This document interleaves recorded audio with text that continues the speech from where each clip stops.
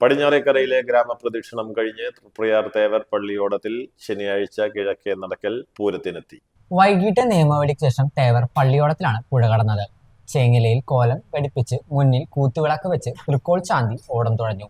കുടശാന്തി കോലം പിടിച്ചു. തേവർ കിഴക്കേക്കരയിലെത്തിയതിന്റെ വരവറിയിച്ച് ആകാശത്തിൽ വർണ്ണമഴയുടെ വിസ്മയം തീർത്തു.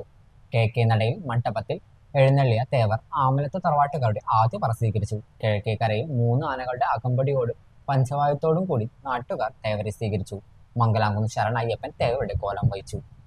തേവരെ കിഴക്കേക്കരയിലേക്ക് സ്വീകരിക്കാൻ തൃശൂർ ജില്ലാ കളക്ടർ ശിഖ സുരേന്ദ്രനും എത്തിയിരുന്നു. ചോറ്റാനിക്കര വിജയന്മാരുടെ നേതൃത്വത്തിലാണ് പഞ്ചവാദ്യ നടന്നത്. പടിഞ്ഞാറക്കരയിലെ ഗ്രാമപ്രദക്ഷിണം കഴിഞ്ഞ് തൃപ്പയാർ തേവർ ശനിയാഴ്ച കിഴക്കേ നടക്കൽ പൂരത്തിനെത്തി.